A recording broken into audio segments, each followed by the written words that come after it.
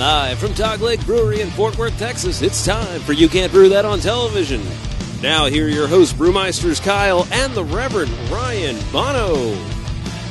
Good evening, Internet, and welcome to another exciting episode of You Can't Brew That on Television. We are your hosts. I am the Reverend Ryan Bono. And I am Kyle, 127 hours LaPointe. Not 126, but 127 hours. Welcome back. We had a 1-week hiatus, but we are back and better than ever. We've got a jam-packed episode ready for y'all tonight. Let's get moving. I don't want to waste any time because we have a lot of stuff to cover tonight. All right. What are we drinking right now? Right now, we are drinking Sweet Charlotte. We made a beer in celebration of my sweet little baby girl, Charlotte Ann, that was born on March 28th. And we just, got the urge, make a beer, celebration type deal, and figured we'd make something that was reminiscent of the way she is now. So maybe we'll keep that as a yearly tradition. Right now, she's really sweet. So this year, we made a sweet stout. Yeah, something tells me that we're going to get some IPAs in about 15 years.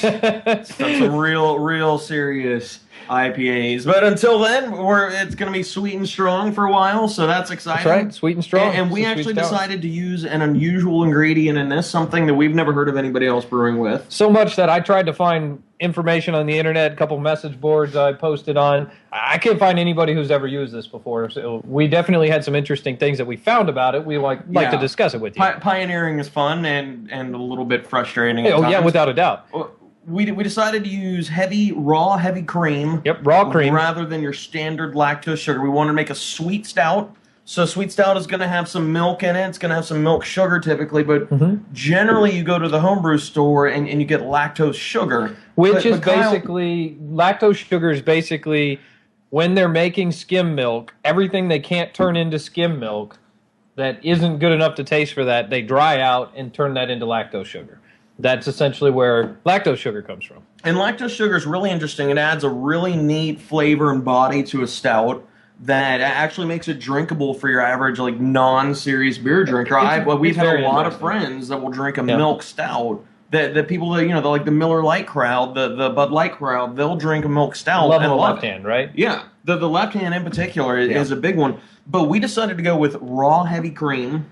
And why did we do that? Part of it is just to be cantankerous. Yeah, but part of it is just the the way that we like to live natural and do as much things as we can like that. And to celebrate natural childbirth and all that, we went the raw natural route there. Absolutely, and I think it turned out very well. Let's talk a little bit about some of the things we witnessed. Let's start with brewing it. Because brewing was interesting. Brewing it was great because normally when you're brewing, you see what's called hot break and you see cold break and you see all these different things where proteins will start coagulating and you've got these chunks of things floating around in the liquid and you're wondering, well, what was that? This one was like that on steroids. There were giant chunks about the size of marbles. There's a bug. All right, I got it. So the marbles Nobody can see that. Turned into boulders, then they turned into almost tennis balls at times. It seemed like that big, just waffling around inside the mixture. It was wonderful. It was really neat. So we brewed it, right? And that was really neat. And a lot of that ended up settling in ways that we thought were funny.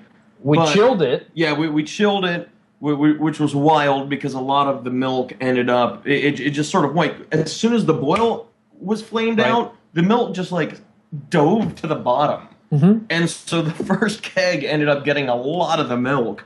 So the first keg, it's just incredibly milky, but also much lower in alcohol because you're talking about, although that sugar was there, it's a lower gravity sugar that was down there at the bottom. And it's a non-fermentable sugar. So we ended up with we knew at one point we had a certain gravity on our beer, and then one of the beers versus the other beer ended up with an entirely different gravity.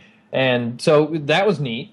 And then fermenting it. So then we tossed it into the fermenter. And when, for you at home that are brewing, and really anybody who's ever seen anything, any sort of beer ferment, you look for the big crozin on top of the big layer of foam. Yeah, just big bubbles. Layer of foam.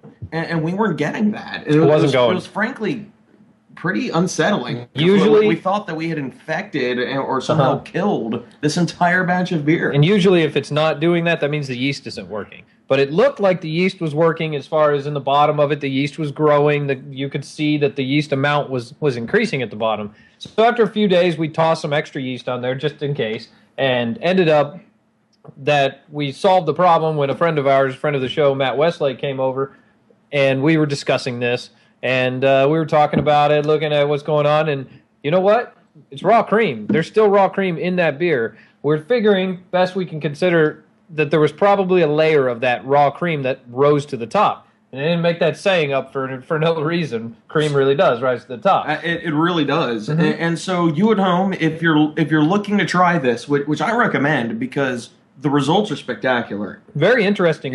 We're shocked at how much head retention there is in this beer. You know, we actually still have foam. Yeah, because typically lactose sugar will kill the head retention of a beer, and so we're using like a big, heavy, creamy substance into our beer, and it just the head is still there after like 10 minutes after. Yeah, we poured this about 10 minutes ago, so we're happy with the taste. You can really taste it's complex. The roastiness came out more than we would have anticipated. It came out a lot more than I was expecting. The beer itself, possibly because of the double pitch of yeast that we did, that ended up drying it out a little more. So it's really dry, really roasty, but it's got this sweet complexity that's thick on the tongue as well as being dry that it's hard to pronounce. It's not like a lactose sugar entirely because there's definitely more sugars involved. It's really neat. I like it a lot. I also like it. So you at home, if you're planning on giving us a try, which we recommend, give us a call, talk to us about it. We'll answer any questions you have just based on our experience. And just remember that if you go through with it and toss it in the fermenter and it doesn't look like anything's happening, don't lose heart. Don't worry. Because there's a good chance that something's happening. You just can't tell. So, if you're too upset about it, maybe the next week, once you're done racking it, you can just shatter your carboy on the bathroom floor. Yeah, that could work very well also. But people might notice that we're looking a little shorter than usual tonight, and that's because we have an interview in studio. We do. Who's a lot taller than either of us. Yeah, and since we're both 6'3", this guy's huge. He's 7 foot easy. I mean, the guy is a giant among men. I'm sorry. I'm 6'3". I know you're only what? Are we jumping straight into Snowmageddon? I'm going to jump straight into Snowmageddon. Right. You don't have to. Suck it. Let's see. Did you just hear that, Bono? I think I hear. Okay, yeah, somebody definitely just walked into the confession booth. The confession booth. Yes, I think... Ladies and gentlemen, it's time for a beer confession. Rich, hit it.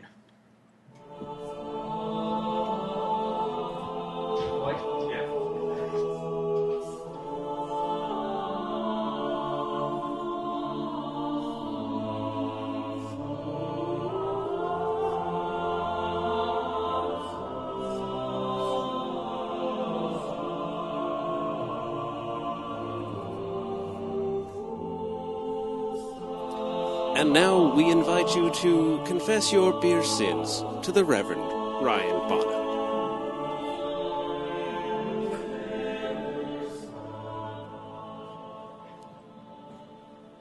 Is anybody here, or am I in the confession booth by myself? Oh, well, you're in the booth by yourself again, huh? Yeah, I think that I am. Shall I read this week's very special confession? If you would, please. Okay. A totally anonymous friend of the show. Not at all myself. My confession's that I occasionally will be out drinking with the wife. And she'll get up or look away or just be drinking her beer slowly. And I will step in and just drink the hell out of her beer. Oh, my goodness. That's my confession, sir. Oh, friend. Can I call this friend Rich just to make this easier? Yeah, we can change the names to protect the innocent. Rich, you're drinking a girl's beer, and so for your penance, I need you to drink a girl's beer. In order to pay for your sins, you're gonna have to down a 6-pack of Zima, and which isn't technically beer, but. It's gonna have to happen because you really need to pay for this. And then, to get on the road to recovery, please first just be thankful that you're married to a woman who drinks good beer. And then start buying her the same beer that you're drinking. Preferably a girl's beer. Framboise. You need to have Lindemann's Framboise to get on the road to recovery. And that's all I've got. This is the Reverend Ryan Bono. Thank you, Reverend. You're very welcome, friend of the show. So if anybody else out there would like to confess their sins and receive penance from our very own Reverend Bono, please send an email, anonymous if you'd like, to webcast@doglegbrewery.com, or on the Facebook page, it's facebook.com/doglegbrewery. Throw it on the wall and let all see. Yeah, pop on in, dude. All right. Well, that was fun. That's unfortunate that somebody would want to do something like that. I personally don't feel like that was much of a sin. In fact, I think leaving your beer sitting unattended is a sin. Maybe that should be the next confession. I would think that that's something worthy of consideration. Yeah, she might have had to go to the restroom. That happens when you're drinking beer. That's what women do. Yes, but something that I learned in college was that if you have to go to the restroom and you cannot bring your beer, you better finish it before you leave. That's just, finishing off wounded soldiers is something that we learned in World War II.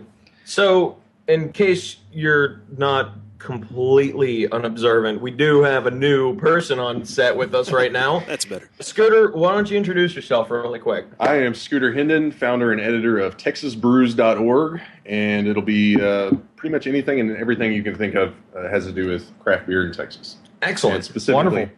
Craft beer made in Texas. And speaking of craft beer made in Texas, what are we drinking right now? We are drinking the Snowmageddon, which is a beer that was brewed by some friends of all of ours over at Raw Brewery, and it's a seasonal that they're going to be doing every year in celebration / consideration for the fact that they lost their brewery for about 4 or 5 months when their roof collapsed from heavy snow load last year during a big snowstorm. Mm-hmm. And in this beer is an oatmeal stout, very similar to what we're drinking right now what we were drinking prior to this with our milk stout, but it's going to be a slightly different type of beer. Yeah. I mean, it's still got a little bit of that fatness. You can kind of taste that. The oats are kind of Right. roll across the tongue really nice, but not nearly as sweet as something like a milk stout. Oh, certainly not. And No, you can taste the bitterness. Definitely rolls off the tongue. And since I just finished the milk stout, now I'm rolling right into this. That's the most pronounced thing. There's definitely more body in this one. It's a bigger beer than what we made with the Sweet Charlotte. It's got a much bigger alcohol content for sure. Without a doubt. The alcohol is just really, especially after having the Sweet Charlotte, the alcohol is really popping out of this thing. Right. And the Sweet Charlotte was probably only about a 5% at most. Plus the lactose sugar probably didn't ferment, so it could have been less. And Yeah, it probably was. Where did we put the... This is about 8, isn't it? I thought it was higher than that. No, I don't It's think like it 8, is. 8.5, I think their traditional recipe, when they've brewed it in smaller batches, has been 8 or has been more than 8. But I think this one was right around 8, if I remember correct. Yeah, That sounds about right. But it definitely, this has been sitting in the shelves for 4 months now. Yeah, a little while. Yeah, I mean, and- it's February, I guess, when it came out. I think this has aged quite well. Yeah, this has mellowed out a lot since Yeah. it first came out. I think And this is better than it was when it was first bottled. Yeah. and something we've talked about on the show in the past, and something we're actually going to discuss during the season finale at the Yep. Flying Saucer During the live event. Is aging beer and trying to get like a smoother, mellower taste out of some of these big beers. Or just different taste, Or just a different taste, yeah. Sometimes it's fun to do a vertical where you're trying a bunch of different years of the same beer. Yeah. We Yeah. did one of those at Yep. Blue Bonnet. Did the Alaskan smoked porter Yeah. That was a fun vertical one. there. That was great. Yeah. Very good. So we've got Scooter Hendon on, and we brought him on to talk to him a little bit about Yeah, his website and what he's doing up there. Yeah. So I'll just roll right into this. You're doing Texas Brews. This is Right. something we've been passionate about for a long time too. We like to promote. Although we kind of expand ourselves beyond just the Texas market. Sure. We try to always do something with the Texas market every year because it's where we're at. It's where we live. It's what we do. We didn't both originally come from Texas. I was just curious: are you from Texas? Are you born and raised? Yeah, I was born in Beaumont, which, for those of you not familiar with Texas geography, is just east of Houston, almost to Louisiana, but not quite. So Right. I was born in Beaumont, went to school in San Marcos, and now I'm up here. Okay. So been all across Texas, but definitely born and raised and never lived elsewhere. So Southwest or Southeast Texas. yeah, Southeast Texas, and Yep. then you went over to Southwest Texas to go to school. Correct. Which back is when now it actually Texas was State. Southwest Texas. And Yep. then halfway through my tenure, it switched over to Texas State. So I'm kind of a half and half. That's if you right. will. Oh, Yeah. while you were there, that's While I was there, right smack dab in the middle, I was there. I was on the 5-year plan. So it was 5 semesters in or whatever, right at the halfway point. Wow. Yeah. That's a bummer that you went to one school and graduated from another, but you never left. Yeah. I was a unique individual, or not really unique. Me and everyone else there. But anyways. So how You're long unique, have you been? dude. Thanks. Yeah, we consider ourselves unique, just like everybody else. Of course. The So- beautiful snowflake. I'm not unique. That's true. Hey, we believe in it. Well, just another serious follow up on top of that question was, I guess, how long have you been into good beer? Couple of years, really. Actually, really wasn't even that long. Went to, it's. I guess I'll kind of talk a little bit about what when I got into doing the website, it was kind of scratching an itch, basically, because I was a journalist sort of before what I am now. Okay. Worked at the Star Telegram and did a lot of writing and designing and things like that. Okay. And so then a couple of years ago, got into beer and really started getting into it. And then here recently, I kind of had that journalism itch. I said, I want to do something about something that I'm passionate about. And as I got more passionate about it, I said, well, I need to do something with this. And so that's how the site So was kind of it became beer. Yeah. Yeah, that's absolutely. wonderful. So we like to talk on the show a lot about the first beers that got us really interested Sure. in breaking out of the Bud Light mold. Right. And what was it for you? What was the first beer that made you go, oh, this is what beer is supposed to taste like? What? Well, and actually it was kind of a slow transition. I mean, even before I was into beer, I like to drink some good beers here and there, even though I didn't really quite know what I was trying. But like a lot of Texans, Shiner Bock was kind of my sort of gateway over. It's extremely common. Yeah, very, very common. You Yeah. hear that a lot around here. So that used to be my high quality, my premium beer. But I still enjoy Shiner Bock from now and again. But It's- kind of moved on to It's a to other well-crafted things. beer. Yeah, absolutely. So, but it was that, and then sort of what kind of the light sort of went off was actually Dogfish had 60 Minute. Oh, yeah. Someone gave it to me and said, "Here, try this," and it was so different.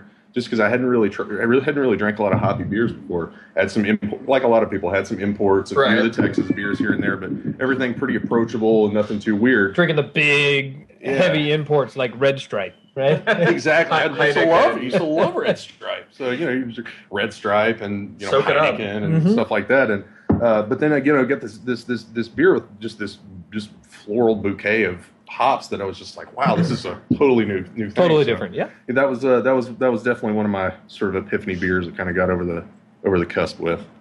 Well, that's wonderful. I mean, so you say you've got a background in journalism, excuse me, and I guess, do you have people involved with your group, or is it you that's designing the website? Is that something else yeah, you do? actually, I do have a team. No, I'm a designer, but I'm not a web designer. So, I have my good friend Aaron Welch actually is designing the site for me, and then sort of helping me write it is my buddy Brandon East, who kind of helped. He's sort of a main partner in it, and then another guy actually who I got in contact with through Twitter, Ryan Granzo in Austin. Okay.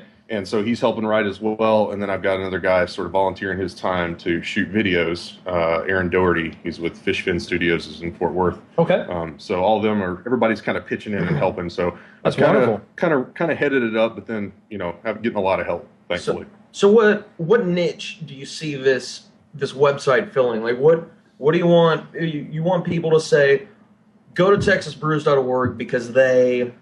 It's all education. Okay. I mean, the way I see it and the way that I've seen a lot of websites is there are a lot of websites where you can go to get a whole bunch of information. I mean, if you want to know, sort of specific things about, you can go to Beer Advocate, you can go to Rate Beer. There's a number of sites you can go to for those types of things. In the homebrew forums and all Sure. that. Yeah, there's- absolutely. everybody's got their niche in those. Sure, depending if you want to go commercial or if you want to go home brewing. But, my thought on this was that there wasn't, there are a few sites that kind of did some things very well. This site did news really well. This site did, something about a little bit about the breweries. Well, I wanted to bring all that together so that if you want to learn about beer in Texas, you can come find out anything from me.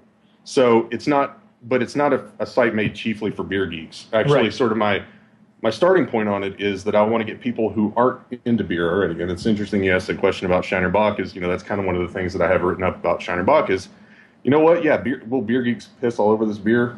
Yeah, some of them will. Probably, yeah. And it's not what it was 20 years ago, but Right. what are you going to do? You know You got to what? make money. I This is a beer would that'll- say beer snobs more than beer geeks. Sure, yeah. You know what? Actually, that's a really good way of putting it. And so it's definitely not a site for beer snobs, but eventually I want to make it into a site where sort of newbies and beer geeks alike can come in and learn something, but really trying to transition people into trying a local product. So you can say, Texas makes a lot of really great beer. Yeah. That was kind of my disconnect, as I said, Texans love beer and Texans love true. Texas. But for some reason, it still translates into Bud Light being our biggest beer in the state.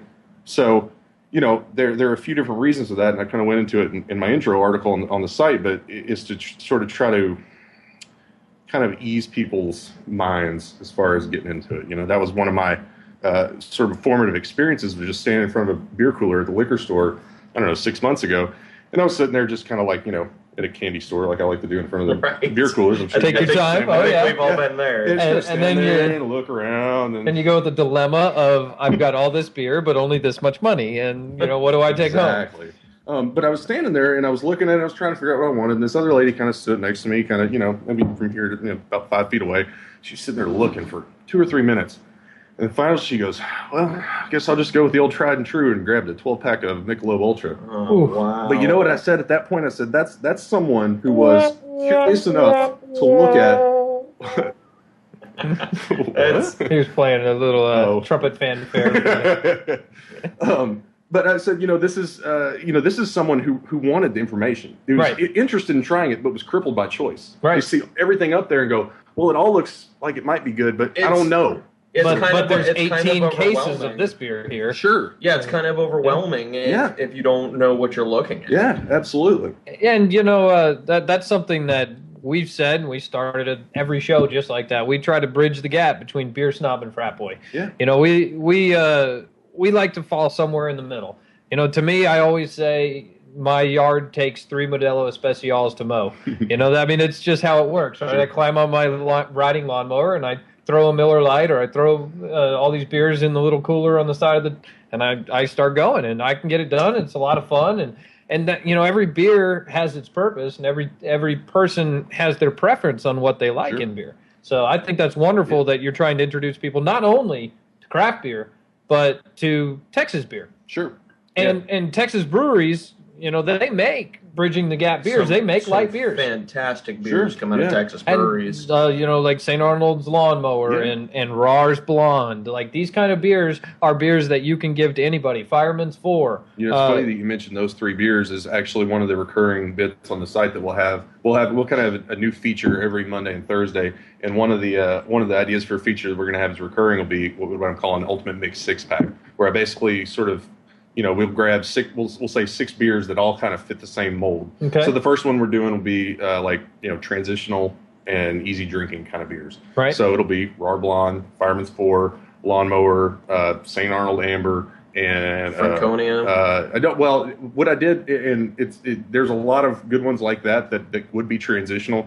Trying to think of beers that anyone can find almost anywhere. Oh in the yeah, state. fair That's enough. true. Franconia is a little harder to Right. find. So being draft only, so I'm thinking 6 beers that you could find. So I don't know. Lone Star. No, not Lone Star. Oh, it's funny you mentioned that actually. But basically 6 beers, best with barbecue, best winter beers, and kind of have these 6 beers to say, hey, listen, it's a time of year. Yeah. You want to drink something? Go grab these. Yeah. Any one of these. making it easy for people. Right. And, that's something that That's a a lot really of people... cool idea. I like that. I think a lot of people could benefit from that. Yeah, That's definitely. really neat. And we'll definitely focus on this and keep up on, if you're doing that recurring, Yeah. we'll definitely, we'll post that up on our shows here every Monday Yeah, night. if that's a regular thing, I think that we should go over the weekly 6-pack. Yeah. Something else I liked that you had on your website, I'm not sure if it's completely done yet, and I'm not sure how you're going to do it, but the beer list, the sortable beer list, I thought Yeah. was phenomenal idea. I don't know how many times I've gone into other places and people are like, oh, well, what are the breweries in Texas? And what are what kinds of beers do they make? And they ask these questions, and that for somebody like me who's pretty into beer, I should be able to like rattle that question or rattle that answer off, right? No, can't do it. Yeah. There's no way. I'll name about dozen, maybe 2 dozen beers. Yeah. And then I'm out. I got nothing. So I'd love to be able to just show somebody, well, let's just go to this site and look at these. We've got, you like the American wheats because these guys all make this. Oh, yeah, that one's really good. You can, show people. And Any plans for a mobile app? Yeah, actually, it's funny. Kind of the way I thought about launching the site is I kind of had the initial phase where I said I just need to get this thing up, and then sort of phase 2, I kind of have some other things, but that's kind of maybe phase 3 or 4 is to have a mobile app or at the very least some sort of a mobile site, but something so that I can hand out coasters at a bar. So like some of the bars I have contacts with hands out coasters, and then it's got, oh, hey, visit here if you want to learn something about Texas beer. That way people could go to it and get it right quick, because a lot of people. If you're sitting at a bar and you're a little bored, you want to look at something to talk about, you say, "Oh, let me look this up real quick." Well, you've got the nail on the head right there. Is that Texans love Texas? Absolutely. They may not love good beer yet, right? But they'll have a place to start. They'll have a place to look. But they'll learn. Damn it. Definitely. Yeah. We're definitely. How many people that just love beer that have never heard of RAR? Yeah. They're from Fort Worth. A lot. Yeah. And they love beer, and they've never heard of the name RAR. RAR out there, just expecting it to be like, RAR. Household name. Yeah, household name. And I get so many people, they're like, I don't know what that is. I actually... Seriously? You live in Fort Worth? You don't know what RAR is? I actually had a guy tell me once, it wasn't anything to do with beer, we were just sitting there talking, and he goes, man, have you heard about this place? Because he knew I like beer. He's like, there's this place in Fort Worth where you can go, and like it's like this big warehouse, and you get free beer. And I was like, yeah. What are you talking about?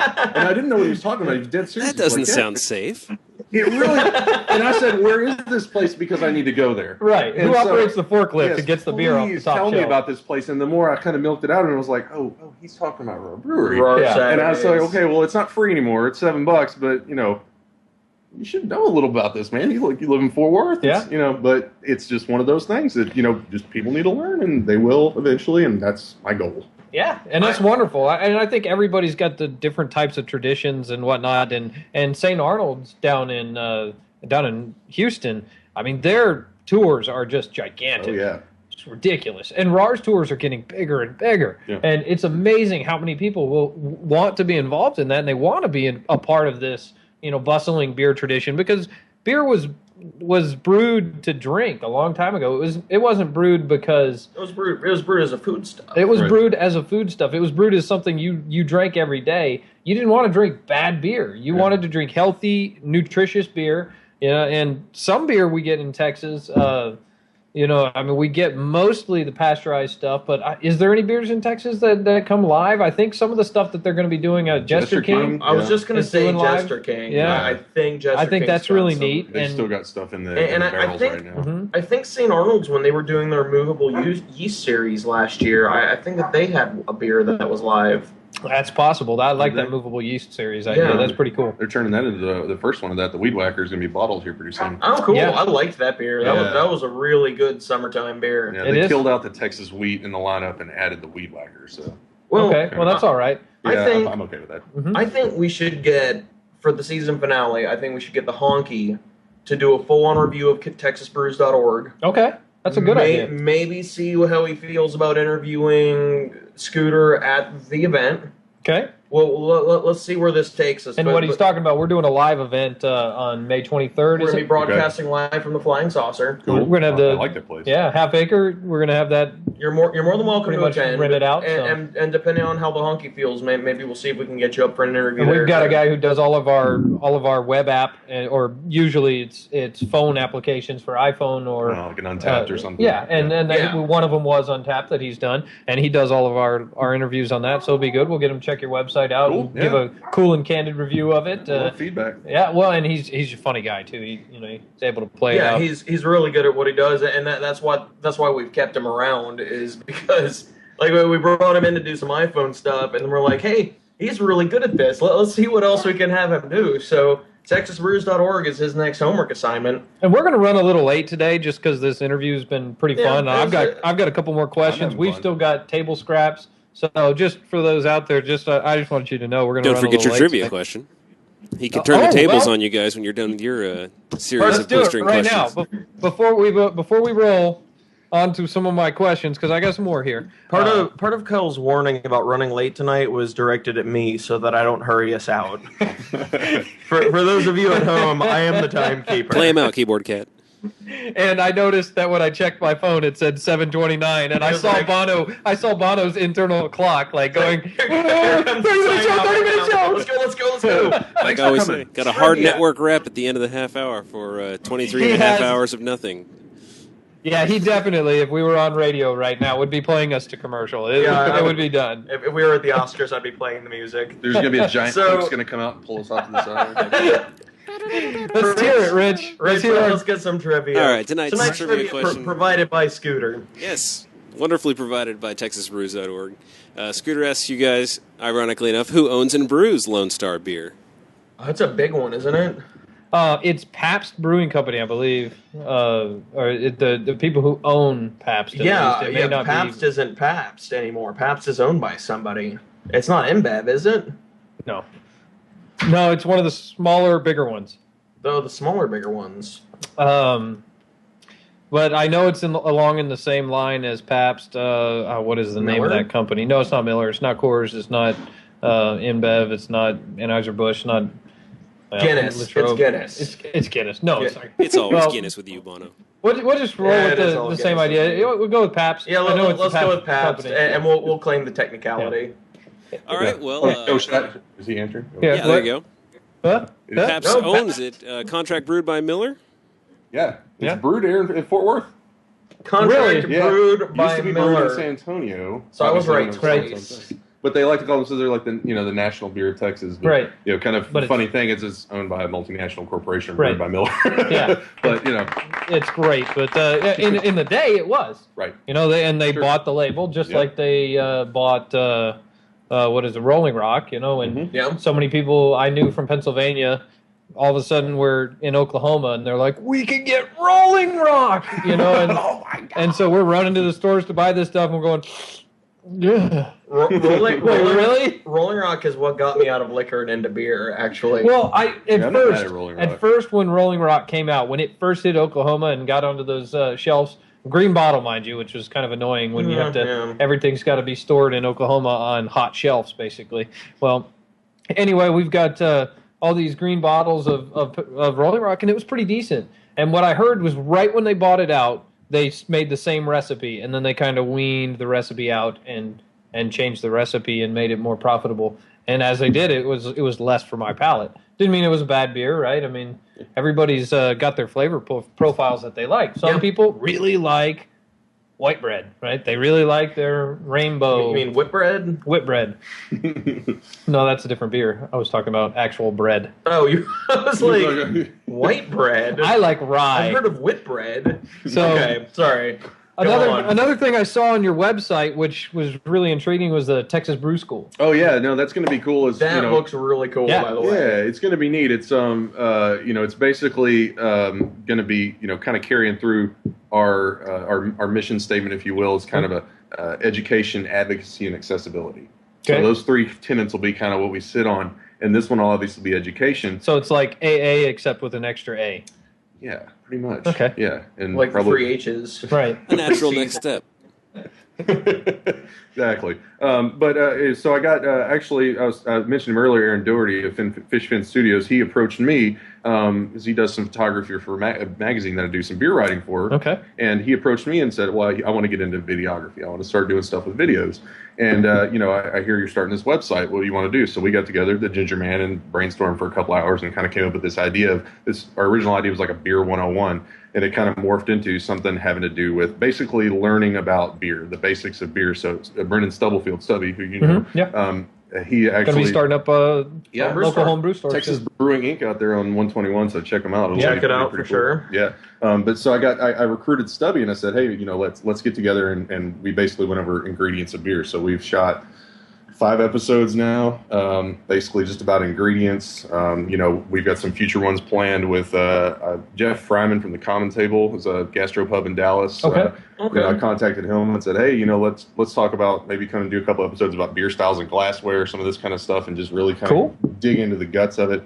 I went and shot one episode where I teach how to pack a suitcase full of beer if you're going to check the bag on an airplane. Nice. I've done that. Yeah, absolutely. You know, a lot of us haven't, but it's kind of one of those things you're like, where do you put your underwear? Where do you put your jeans? I mean, it's important. Leave it behind. No, man, you got to make the bottle survive. Yeah, you got to make the bottle survive. That's actually going to be very entertaining. I'd like to watch that. Yeah, it should be pretty cool. It's you know, kind of figuring out how to be on camera a little bit better, and you know, doing that kind of stuff. So it's definitely a work in progress, a little bit of learning, but you guys seem to have it down pretty well. We've done it for a little bit. But, you're doing a great job, man. We used to have about an hour and a half pre-show, which the pre-show used to be redonkulous, and it was pretty beer soaked. And sometimes we would overdo. By the time we came on, we were pretty hammered, and that allowed us to get on camera without much issues. But you know, it's a lot of fun to do these kind of events and to do these kind of shows and to promote beer. You know, because we were doing it. You know, this is something we love, and it's great to be able to give back to a community that's given back to you. You know, and to be able to help out. Especially we talk about Cap and Hare all the time, and all the other local brew clubs. But Cap and Hare's it's our club, so you know that's the one we talk about the most.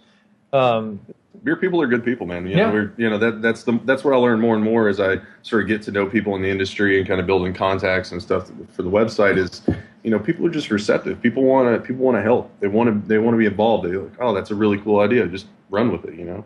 Well, and one thing about beer people, and like we were talking about earlier, we've got probably about 25, 30 gallons of beer on tap right now. You know, it's at a beer maker's house. There's always beer to be had by everybody, and you never go to a beer drinker / brewer's house and they go, oh no, we're not going to drink any of my beer tonight. No, I worked hard to make that. I'm going to drink it all myself. No, I mean everybody wants to share it, and so that's a fun thing. You know, you bring people into your house, you give them beer, and you're kind of surprised sometimes by some of the people who don't brew.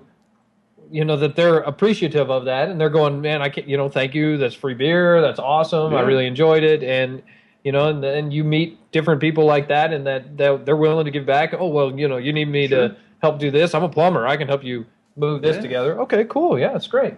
That's why I'll never, you know, people have told me before, they're like, oh, are you a beer snob? I'm like, no, I appreciate good beer, but you know, I'm never going to piss on someone else's, you know, sort of preferences. You know, like and that's something that we're really big on here, and that's why we always say that our show is about bridging the gap, and that is because the big mission statement I think of this show is to prove to the world that you can drink good beer without being a jerk about it. Sure, like you don't have to look down on somebody just because they like Shiner or because they like Budweiser, but at the same time you don't want to pigeonhole yourself. I hold the guy who will only drink one particular brand of IPA in as much fault as the guy who only drinks Budweiser, because you're not branching out. Like there's so much beer to be had out there. You gotta try a lot. Yeah, and you've got to try a lot. That's something I like to talk about. You got to try a lot of different beers. It doesn't mean you have to like them, but you know, just be willing. Have you tried this beer? Oh no, but it's not my this. No, that's a problem. It doesn't matter if you're the beer snob or the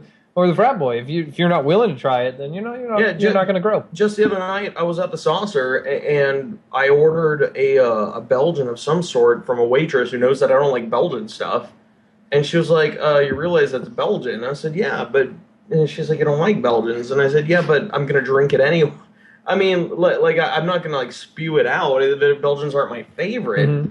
But I do appreciate the style and I appreciate what they do, and so I like to taste new Belgian beers just for the appreciation of how they're furthering their craft. I'd like to just point out that you're familiar enough with the waitresses at Flying Saucer that you have one that actually knows which beers you like and don't. We have more than one. Yeah, there's 2 or 3 actually. it's kind of sad. There's no shame in that. I'm halfway to my 3rd plate officially. By the way. Nice. He's got his own private stall in the bathroom. I'll go ahead and grab the table scraps. Why don't you do the question, the beer snob and frat boy, the scale that we did with Fritz?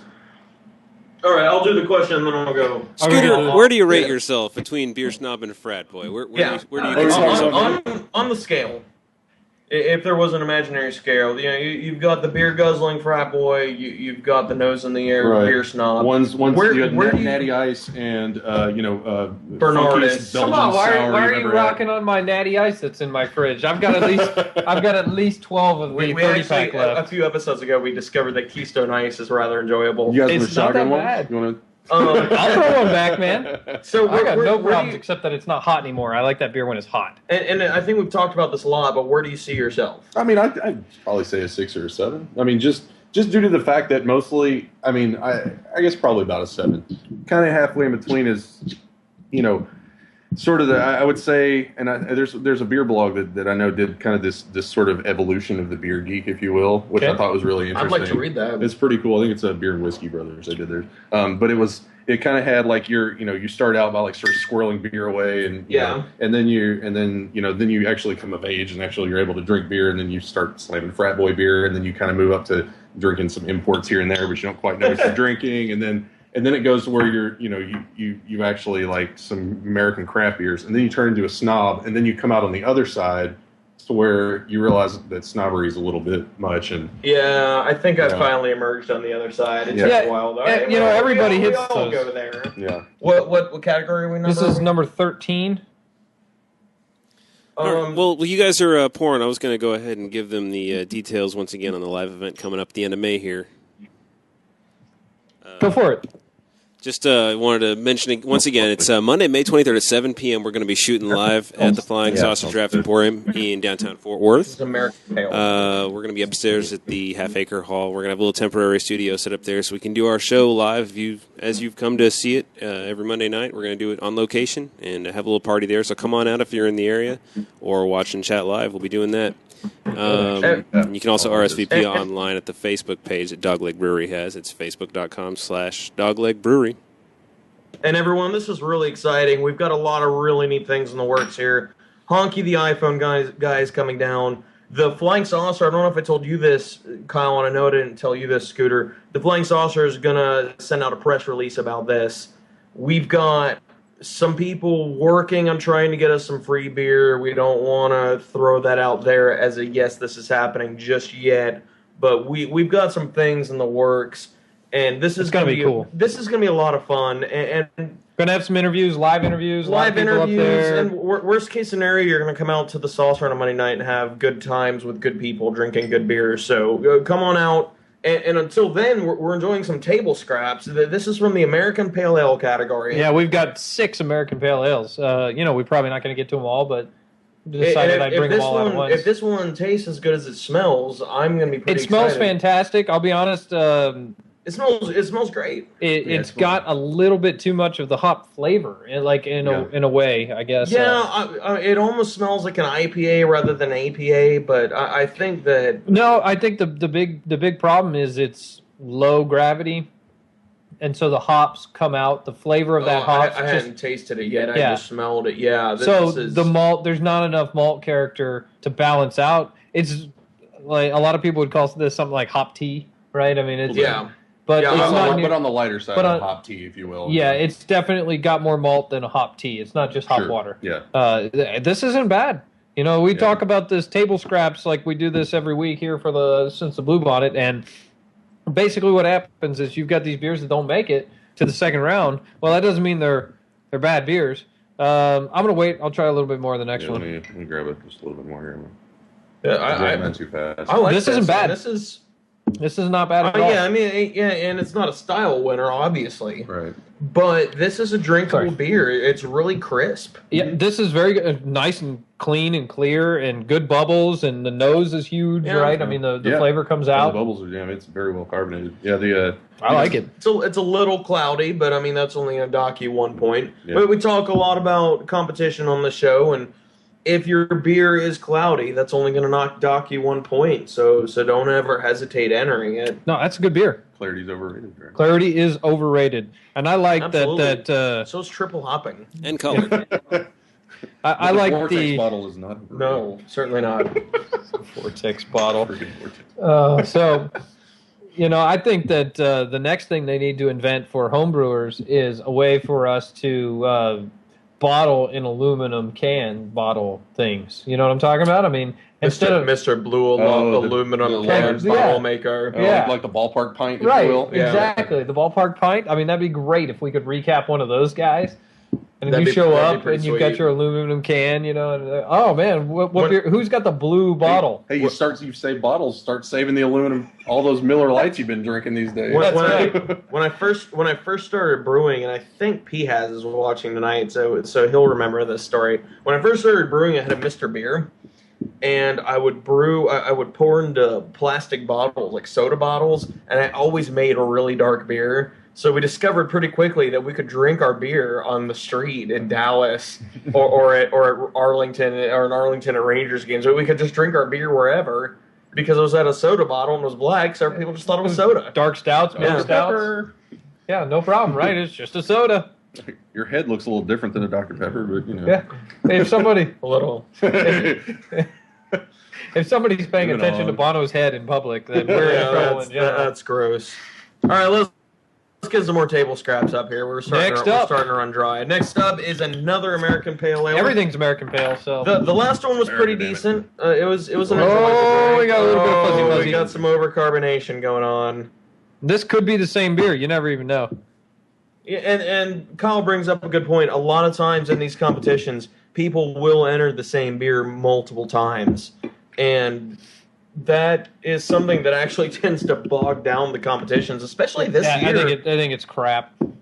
You know, I think if you've got a good enough beer to win, you should stand on your own merit and win. But if you got a good enough beer to win and you take first and second, then you're just taking away from somebody else who had a chance to win. Right. Now, that's different than entering in another category, maybe that's similar. That's style similar, or something. yeah, and without a It's doubt, different because thing. if you've got a beer that's good enough in a big competition like the Blue Bonnet to win that style and to win another style, wow! I mean, Right. that's Sure. fantastic. Yeah.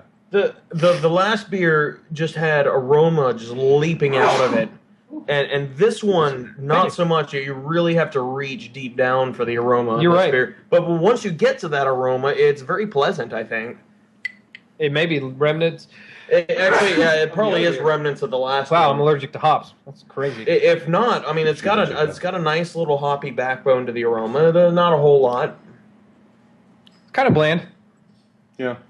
A little bit more of the dirty hop kind of flavor, a little Yeah. bit than the Yeah. sort of the last one, a little bit more bright. Yeah, kind of they hops. went. They More went a little earthy bit, hops, yeah, Yeah, talking like I was- English yeah, I styles. say dirty, not in a bad It's, way. Yeah, that's a normal It's almost characteristic. like they went for a hybrid of English and American Mhm. IPA. And that's They okay. You used- can use some of that stuff in there. And some of the Americans, the crossover type styles like Willamette will have that earthy along with some citrus. Yeah, that's true.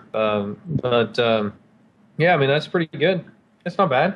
Well, I mean, we've done this a couple times now, or a few times actually, and it's amazing. We had the first night, we had a couple good beers that were like, wow, this is very tasty. The first night right off the bat, we had Like- two great beers. Like, It was we had this great. was the coolest You segment probably ever. should have quit while you were ahead. Yeah. Yeah, the second segment did not go. Then we spent 2 weeks and we had like hardly a beer that was drinkable. You know? I think the second night we Throwing them decided to out. keep going and going until we actually got a drinkable beer. I Yeah. think we went through six. We went bottles. through 6 bottles before we got to a good beer.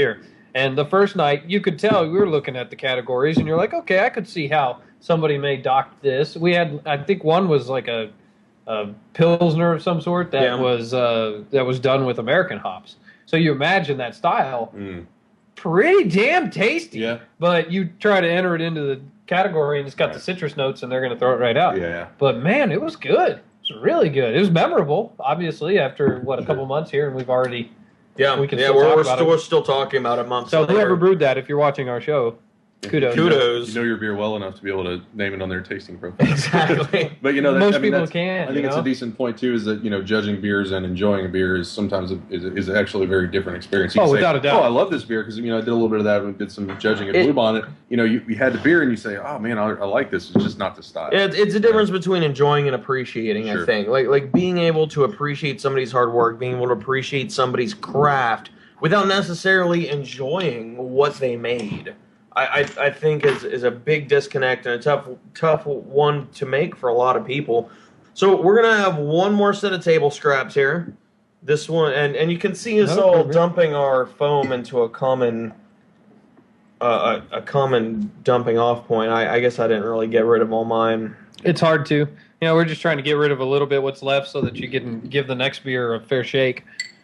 But this one was also an American Pale Ale, stronger in the aroma. Way bigger aroma. Yeah, way bigger in the aroma. It smells nice. It smells really nice. It's got a nice color, don't you think, Kyle? Very nice color. Very nice colors. Nice color. Well, no, it's not crystal clear, but it's pretty darn good. It's pretty clear. This it's clear one's enough, tasty. I think. I like this beer. This is I'll be honest with you. This category This is one just, must have been in a tough flight. It's so heavily entered. This category in general, you got to carry 10 beers, and there was I think there were 10 flights or 8 flights of this beer. I mean, you imagine you can only carry 1 out of 10. How many flights did you judge this year in a competition where you have 10 beers and you get 3 or 4 that are great? Imagine you get 3 or 4 great in this. I mean, that's probably what happened to this guy. Yeah, that's exactly because I get just off the cuff. What do you give this? Give this a number.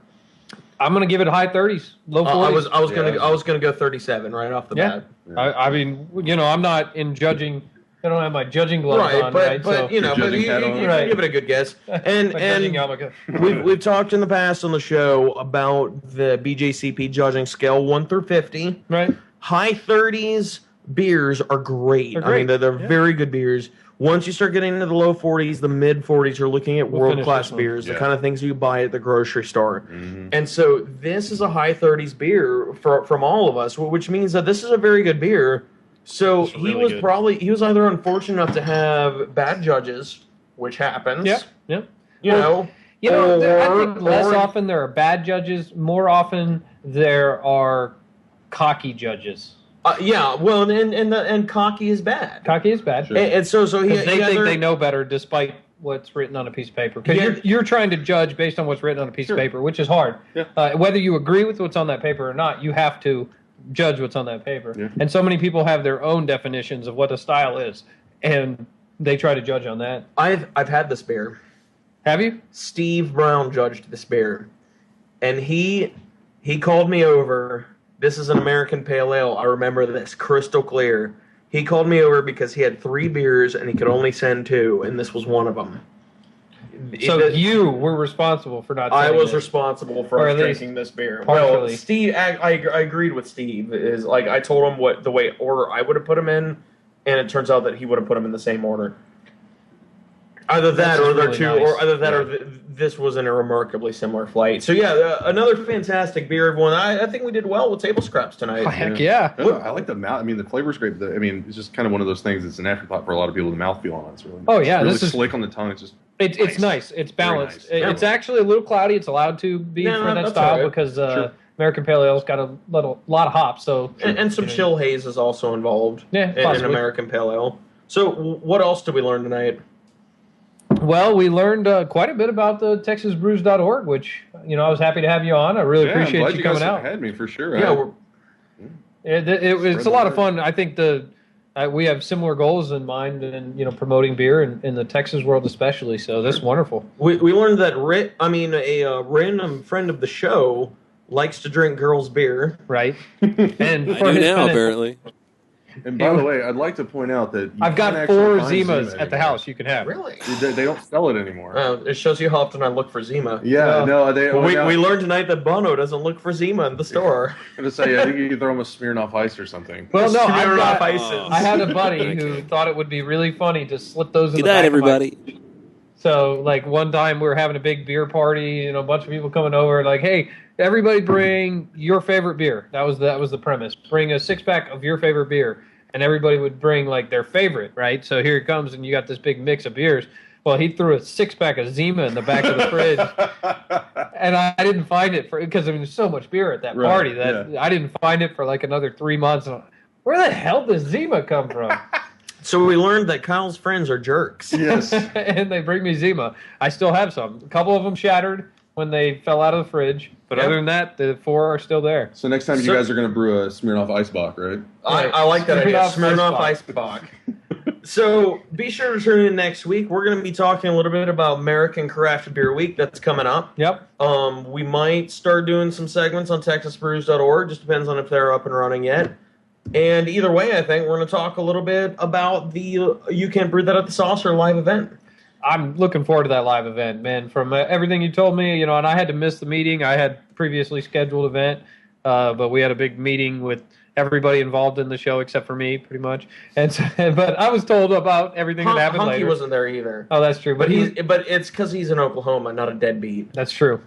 So anyway, it sounds like we've got some really, really hot irons in the fire. Yeah, we're getting really excited about this, and we hope that you're getting excited about this, and we also hope that you will keep in mind that we are not professionals. So please try this at home. How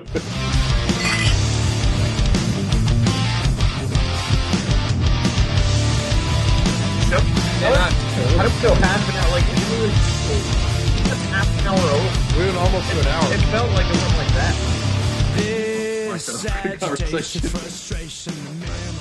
What was that? Running a little long, but why cut off good conversation? Yeah, there you go. Magical and powerful addiction to the pain affliction on your porcelain skin.